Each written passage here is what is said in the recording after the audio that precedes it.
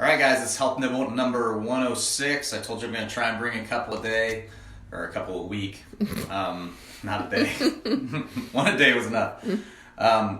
So we haven't done anything on chiropractic for a while. I had a couple re-exams yesterday, some really cool cases with structural correction. And, I think that when you can show the pre and post on x-rays, it's really powerful. I mean, we have some amazing stuff with kids and without x-rays, but people like to see x-rays. So if you remember, as I said before, myself, Dr. Nick here, my brother is down in Fort Wayne, Dr. Heath Nagel. We're one of the few chiropractors around that can actually address structure, work with scoliosis. If we have postures like this, change it, postures that are crooked, reverse curves in the neck from car accidents. And just so a little review, we have some ideal curves in the spine, and we have sophisticated software to analyze our x-rays to see where a person, how they compare to these ideal curves. And the further you are outside of those normal limits, the more problems you're going to have. For instance, this is an ideal curve. That's been proven that you're most likely to have good disc spaces, and the joints are going to wear out slower if you have these curves in the spine. So if you have a lack of curve, it's going to wear out. So if I have a 12-year-old that fell on their head and their curve looks like this, I'm going to go ahead and correct it so that they look like that, so that when they're my age, they don't look like this, if that makes sense. So if we know the structure is going to determine the function. So it's just a higher level of comprehensiveness in the chiropractic world. So this case we had, there's something called a spondylolythesis.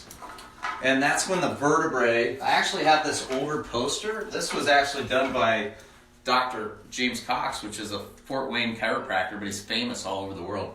So this poster is from the 80s, but it's really shows a lot of the different normal variants we can have in the chiropractic world. And the one that we're going to address is the spondylolythesis, where if you see these vertebrae are all lined up on the back side. Oh, there's a glare. Oh, there's a glare? Yeah, I'm trying to get. Can you see that? Yeah.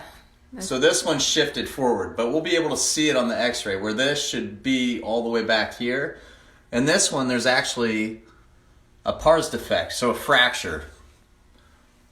And so we see that a lot. We actually even see it in kids, where the bone actually breaks. Might be gymnasts. There's just, it could be like a four-wheeling thing, or somebody came down real hard and it'll break. And then so we see that in maybe 6% of the population, but something like that. I forget what the number is, but I see it a lot. But you can also get a degenerative spondy.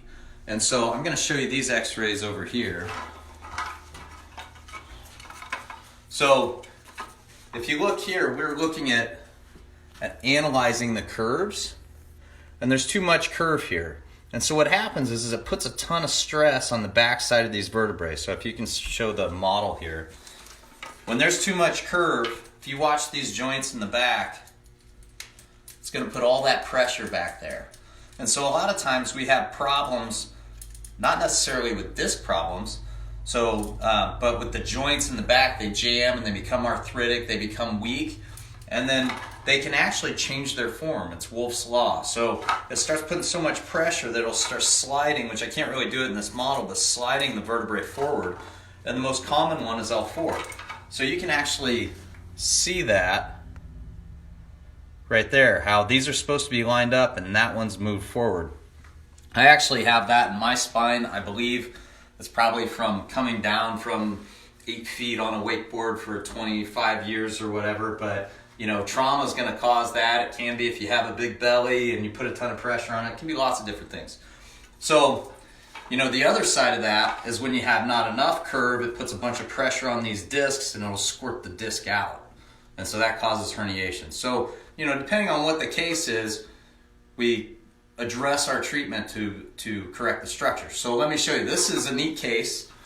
We're addressing the whole spine, but this is just after 12 visits. And our standard program is a 36-visit program over 3 months that's been established and validated in the research with just 160 papers to validate that approach.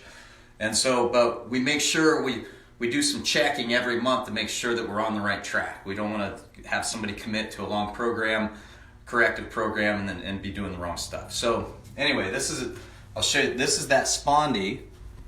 And so this is my biggest concern. But you can see that it's lined up now. Now, and standard medical treatment would be, just live with it, take some pain pills when it hurts, things like that. But we want to actually correct it. So, along with strengthening and structural correction through traction setups and things like that, we've actually got this thing to line up. Now, our next step is to get these to line up, and that's through the mid-back. I'm not going to show those, but the whole system works together. So, if there's too much curve here, that means there's probably going to be too much curve there, and it's probably going to push the head forward. So we know we got this lined up. Now we're going to try and get the rest of them lined up so that the person, has a better chance when they're 80 and 90 years old to be functioning and avoid surgery and be able to walk around without help and be upright rather than looking down at the ground. So that's everything we do in here is big picture. It's how you're going to be, in your later years, retirement years, the golden years, whatever you want to call it. So that's your health nibble for the day.